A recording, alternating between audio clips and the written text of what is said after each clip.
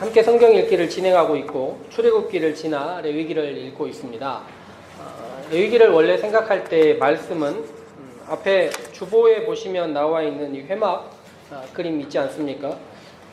회막이 생각보다 크지 않다는 것을 우리들이 알게 되고 또 내부적으로 봐도 전체 평으로 해도 요즘으로 치자면 300~400평 정도의 크기, 땅까지 다 하면 내부를 하면 더 작고 또 내부 안에 있는 하나님의 궤 같은 것을 생각하면 그다지 크지 않다는 것을 알 수 있습니다. 여러 가지 요즘은 교회들 가운데서 이런 회막들을 만드는 교회들도 있고 또 이런 것들을 체험하게 하는 교회들도 있는데 제가 성경 말씀을 계속 지속적으로 읽다가 제일 드는 느낌은 청색, 자색, 홍색실 자주 나오지 않습니까? 가늘게 꼰 배실 이거 뭐 계속 나오고 요즘 사람들이 이거 다시 만들어 보려고 노력하면 제일 힘든 거 물개 가죽 이런 거 구하기 쉽지 않아 가지고 되게 고가의 가죽으로 쌓았다 뭐 이런 이야기들 제가 듣곤 했었습니다. 그리고 출애굽기 중반부터 지속되는 이야기가 참 하나님이 세상 만드신 것과 유사하다 이런 생각이 드는데요. 왜 이런 생각을 하게 되었냐면 요한계시록 마지막 장 정도를 읽다 보면요. 천국, 하나님이 만드신 새하늘 새 땅 이야기가 나옵니다. 그런데 새 땅에 유난히 뭐가 많이 있냐면 보석이 많아요. 그래서 하나님 나라 뭐 황금길, 보석 이런 거 많고 사람들이 머릿속에 꿈꿀 때도 그런 거 꿈꾸는 거 아닌가 생각하는데 그 모티브가 어디서 나오는 것이냐면 하나님이 에덴 동산 만들고 동산 주위에 있는 수많은 좋은 것들 이야기할 때 나왔단 말이에요. 그러니까 하나님이 세상을 만드실 때 나온 이야기를 어디에서 다시 사람들이 하나님께서 다시 갖다 쓰시냐면 회막을 만들 때 갖다 쓰시는 겁니다. 사용하는 언어도 유사하고 사용하는 내용물도 유사해요. 그리고 마지막 새하늘 새 땅이 올 때도 비슷하다는 거예요. 그러니까 창조의 이야기와 회막의 이야기, 예배의 이야기와 마지막 다시 오는 세상의 이야기가 닮아 있다. 형식상으로 닮아 있다. 이런 생각들 참 많이 했었습니다. 그러면서 생각만 해도 이거 설명하는 게 설교 시간에 어렵지 않습니까? 그리고 레위기의 이야기들은 간단하게 설명하기가 쉽지가 않아요. 내용 자체가 우리의 머릿속에 형상이 잘 그려지지 않기 때문에 이것을 그려내는 작업 자체가 만만치 않은 것입니다. 그래서 레위기의 이야기를 한번 본격적으로 이야기를 해보면 좋겠다 생각하고 있는 차에 지난주에 인터넷상에서 문제되는 영상 하나를 보았습니다. 원래는 말씀 가운데 레위기의 구체적인 디테일을 이야기하려고 했는데 지난주 말씀을 영상 하나를 본 다음에 마음이 되게 불편해졌어요. 그 영상은 어떤 것이냐면요. 1월 중에 있었던 어떤 교회 앞에서 있는 찬양 집회에 관한 이야기입니다. 혹시 보신 분들 있는지 모르겠지만 이 관악구에 있는 한 교회에서 매주일 찬양 집회하는 한 그룹이 있습니다. 젊은 사람들 무척 좋아하고 많은 사람들 가서 찬양하는 집회이지요. 매주 영상에도 오르고 많은 사람들이 함께 보는 집회입니다. 이 찬양 집회 자체는 뭐 크게 문제가 없죠. 그런데 찬양 집회를 하는 교회가 1월 달에 아버지 목사님이 아들 목사에게 세습하기로 결정을 한 교회였어요. 그것도 주일날 모이는 게 아니라 금요일날 기습적으로 사람들을 모이게 해서 회의를 통과시켰단 말이에요. 회의가 끝나고 나자 그 교회와 별 관련 없는 사람들 가운데서 교회에 대한 뜨거운 사랑과 애정을 갖는 사람들이 교회 앞에서 1인 시위를 시작한 것입니다. 예배 시간마다 가서 1인 시위를 해요. 1인 시위는 잘 알다시피 누가 막을 수가 없어요. 그냥 청와대 앞에서도 그 험악한 세월들 안에서도 수없이 많은 사람들이 이런 시위를 하지 않았습니까? 그런데 하필 1월 중순에 있는 그 찬양 집회가 있는 목요일 저녁에 한 사람이 가서 1인 시위를 하고 있었는데 1인 시위를 하고 있는 것을 본 그 찬양 집회 관계자 한 명이 나와서 1인 시위 하지 말라고 얘기를 한 겁니다. 듣도 보도 못한 이야기죠. 그리고 1인 시위 하지 말라고 계속 여러 가지로 이야기를 했어요. 그랬더니 그 사람이 이건 법적으로 보장되어 있는 것이다 이야기를 했고 그러자 이 사람이 지금 1인 시위라는 것 자체를 전혀 모르는 사람이었습니다. 근데 저는 우리 사회가 몇 년 동안 이런 일들을 거쳐왔는데 아직도 교회의 구성원들 안에서 이런 것에 대한 일반적인 상식도 존재하지 않나 하는 생각이 들었어요. 그러다가 논쟁이 되는 이야기가 하나가 드렸는데 1인 시위, 침묵 가운데 아무것도 하지 않고 팻말만 들고 있는 겁니다. 그런데 관계자가 나와서 이런 이야기를 했어요. 예배에 방해가 된다. 그러자 이 사람이 하는 이야기가 왜 이것이 예배에 방해가 되냐 이야기를 하는 겁니다. 그리고 서로 논쟁이 붙었는데 결국에 계속 항의하고 치워라 이야기할 때 결국에 시위하던 사람이 경찰에 전화를 했습니다. 1인 시위를 방해하는 사람이 있습니다. 그러자 무슨 일이 벌어졌냐면 이 사람이 조용히 사라져 버렸어요. 그리고 나서 이게 인터넷상에 올라왔는데 그 찬양 집회하는 사람들 그리고 그 교회에 대한 여러 가지 생각들과 함께 교회가 아직도 이렇게 사회적으로 무지한가 하는 생각이 1차적으로 들었고, 그러니 보면서 저는 이런 생각들이 들었어요. 우리 일부의 신앙인들이 사회와 어떤 관계를 맺고 있는지 너무 무지한 것 아닌가 하는 생각이 1차적으로 들었고, 더 본질적으로 우리 교회 안에 있는 많은 사람들이 예배를 도대체 무엇이라 생각하고 있는 것일까? 이런 생각이 들었던 것입니다. 결과적으로 많은 지탄을 받고 그날 항의했던 사람이 나서 사과문을 발표하고 일단락되는 듯 하지만, 우리들은 한 사람이 팻말을 들고 있는 것, 이것이 예배와 어떤 연관이 있는가를 고민해 봐야 되는 것이며, 또 이것이 예배에 방해가 된다는 것이 어떤 의미인지를 이제 한번 생각해 봐야 된다는 것입니다.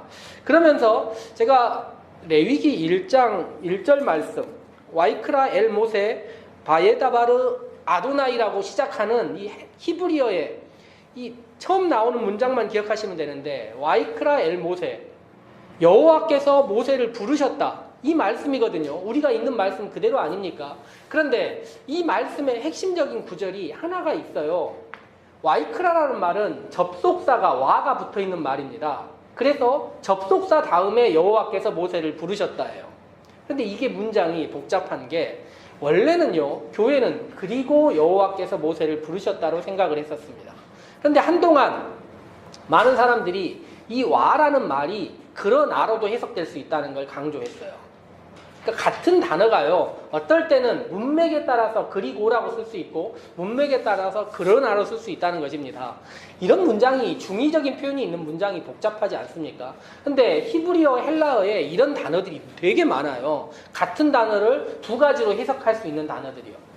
보통은 그리고 여호와께서였는데 한동안 저도 해석을 그러나로 해석을 했었습니다. 제 해석을 들어보신 분들이 많았을 것인데, 제가 어떻게 해석을 했냐면, 출애굽기 40장 39장을 읽다 보면 하나님께서 모세에게 명령하신 대로, 하나님께서 모세에게 명령하신 대로라는 단어가 정말 많이 나옵니다. 이게 뭐냐면, 성막을 만들 때 하나님께서 모세에게 명령하신 대로 모세가 다 했어요.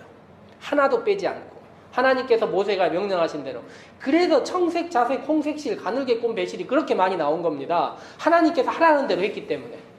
그런데요, 성막을 딱 만들어 놓고 났더니 그 안에 하나님의 영광이 가득 차 있었습니다. 그리고 모세가 그곳에 들어가려고 했는데 들어갈 수가 없었어요. 왜요?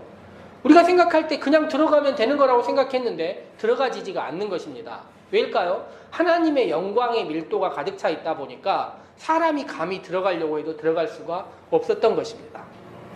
그 상황이 출애굽기 마지막이라고 이야기할 수 있는 것입니다. 그런데 레위기가 시작하니까, 그러나 우린 들어갈 수 없는 곳이었지만 하나님께서 부르셨다는 것입니다. 합당한 이유죠. 우리가 예배나 우리가 부르심이라는 많은 것들이, 우리는 원래 그 안에 갈 수 없는 존재들이었으나 하나님께서 우리를 부르시니 우리가 그 안에 갈 수 있다는 것입니다.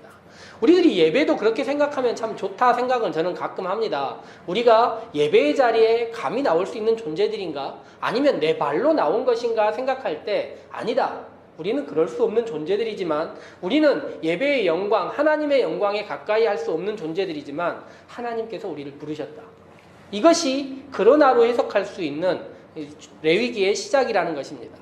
그런데요, 제가 그 이야기를 곰곰이 듣고 예배란 무엇인가를 곰곰이 들은 다음에, 우리들은 성경을 통독하고 있지 않습니까? 레위기만 읽는 것이 아니라 창세기부터 진행해서 성경을 우리들이 읽고 있는 것입니다.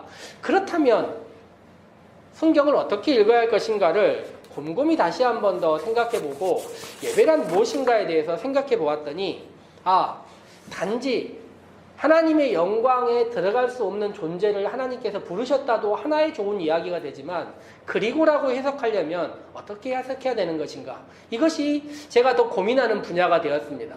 그러면 출애굽기 전체를 생각하고 레위기를 생각해야 그리고가 되는 것입니다. 마지막 장을 생각하면 그러나라고 이야기할 수 있지만, 앞쪽에서의 계속된 이야기들을 생각하고 우리의 삶을 생각해 보자는 것입니다. 우리들은 지난주에 출애굽기 2장의 말씀을 함께 읽었습니다. 출애굽기 2장에 어려운 시절을 살아내는 여인들의 이야기 기억하실 것입니다. 서로의 필요를 살펴보는 사람들 이야기가 있지 않았습니까? 그들이 아픈 사람들, 힘든 사람들을 살펴보고 불쌍히 여기는 마음이 있는 사람들의 이야기였어요. 제가 지난주에 이야기할 때는 창세기의 이야기가 질서가 있고 많은 것들이 있는 것 같지만 사실 형제간에 미워하고 죽임이 있고 배신이 있고 너무나 험한 이야기들, 마지막 야곱의 이야기들 읽어보니까 험악한 세월을 보냈다 이렇게 이야기를 했어요. 자신의 삶이 그렇게 힘들었다는 것입니다. 하나님께서 인도하는 삶인 것 같았는데 서로가 서로의 필요를 돌봐주는 것이 아니라 험악한 세월들을 보내고 있었다는 것입니다.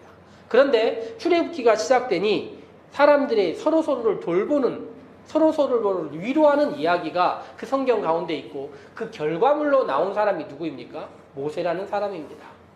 그리고 하나님께서 모세를 부르신 이야기가 나와요.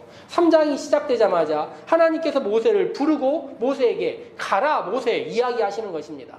그 부르심이 시작되는 이야기가 어디서 나오는 것입니까? 서로를 돌보고 위로하는 사람들의 이야기. 단지 갑자기 시작되는 것이 아니라 여기서부터 시작해서 하나하나 이야기가 진행되는 것입니다. 그러나 모세의 이야기를 쭉 읽다 보면 무엇이 느껴지십니까? 모세가 실패하고 좌절하고 하나님 저 안 됩니다 이야기하고 바로한테 갔다가 맨날 쫓겨나오고 뭔가 하려고 하면 잘 진행되지 않는 것을 볼 수 있습니다. 그 실패의 원인이 무엇일까요? 바로라는 왕 때문입니다. 그렇지만 우리가 바로를 왕이라는 단어로 표현할 수 없는 것이 바로가 왜 이렇게 이해할 수 없는 판단들과 그는 왜 이렇게 맨날 실수를 하면서도 사과할 줄도 모르고 다른 사람들에게 미안한 마음도 갖지 않는 것인가? 그리고 반복해서 이런 실수를 계속하는 것인가 생각해 볼 수 있는데 그러나 생각해 보면 바로는 왕이 아닙니다. 바로는 신이었어요. 애굽 땅에서 바로라는 존재가 신이었기 때문에 누군가에게 미안할 필요가 없는 것이고 그 존재 자체가 보이는 신으로 존재하고 있었던 것입니다.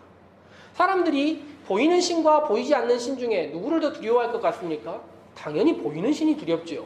보이지 않는 신은 우리에게 무엇을 해줄 것을 느껴지지 않지만 보이는 권력, 근데 권력 위에 있는 신이라니 얼마나 두렵겠습니까?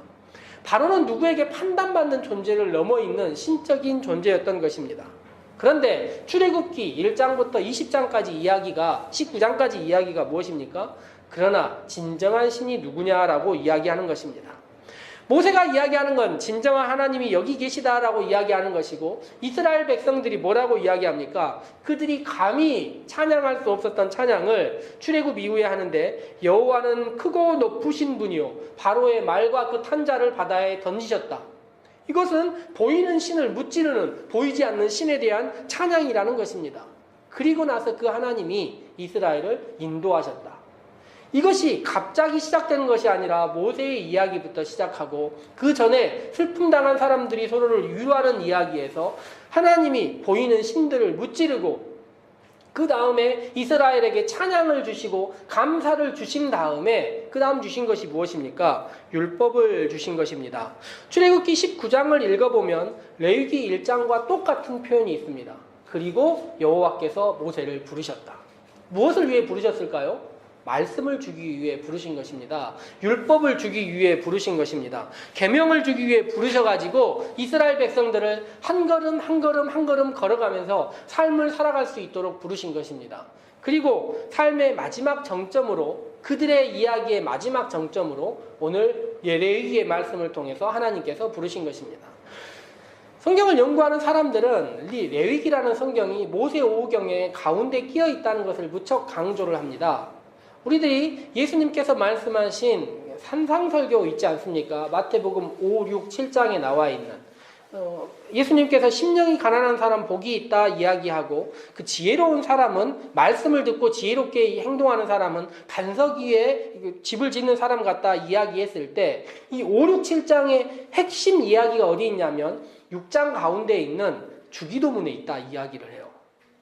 그러니까 산위의 설교의 핵심이 주기도문이다 이야기를 하는 것입니다. 그와 마찬가지로 모세 오경의 핵심이 무엇에 있다 이야기를 하는 거냐면 레위기에 있다 이야기를 합니다. 이번 주에 레위기를 계속 읽으면서 생각하실 것입니다. 요게 중심이라고?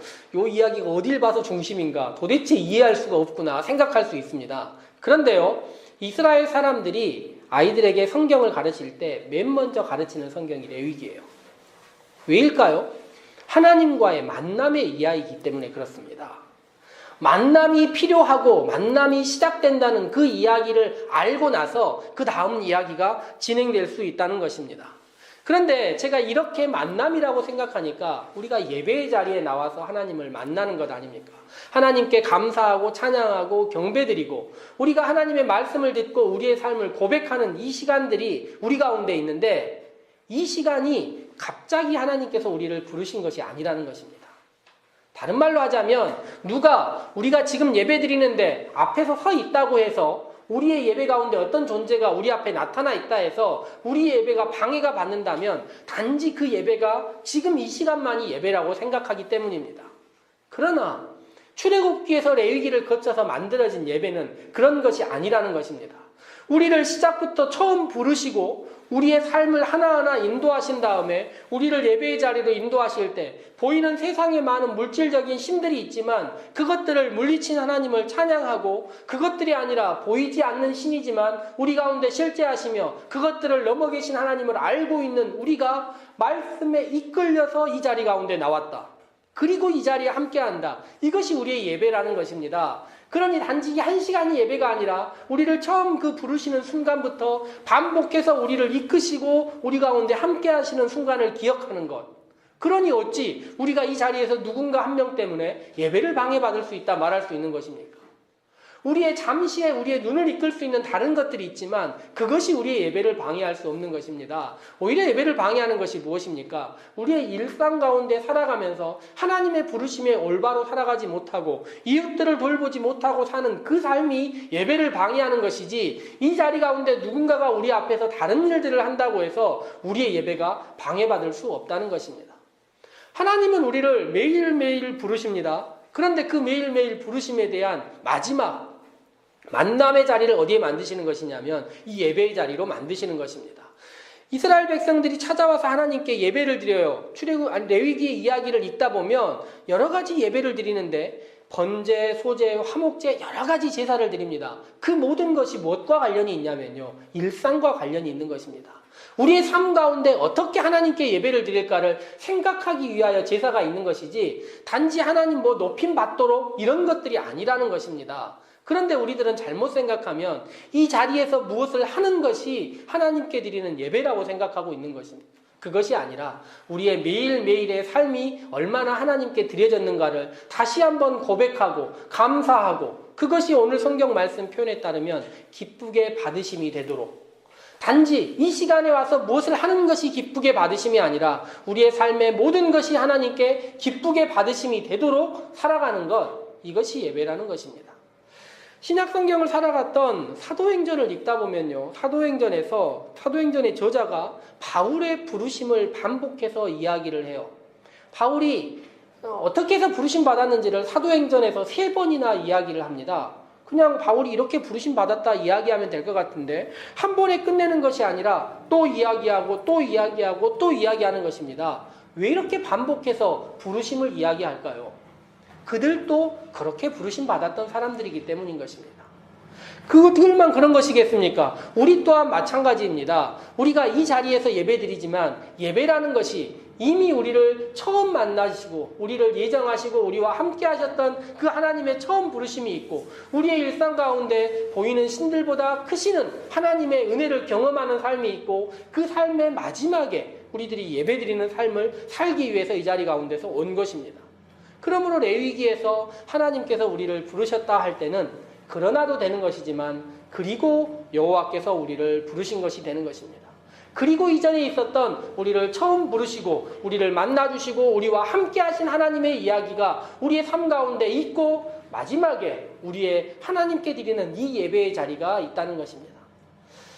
또 우리는 이제 일상을 시작합니다. 매일매일 삶을 시작합니다. 그렇지만 그 일상이 하나님의 부르심의 일상이라는 것을 기억하셨으면 좋겠고 그 부르심의 끝이 다시 예배의 자리로 바꿔지고 그 예배의 자리에서 하나님은 우리에게 힘을 주시고 기쁘심을 받은 다음에 기쁨의 성도들을 세상 가운데 보내신다는 것을 기억하면서 그 마음을 가지고 일주일 살아내고 예배의 자리에 함께 하시는 우리 성도님들 되시기를 소망해 봅니다. 함께 기도하도록 합시다.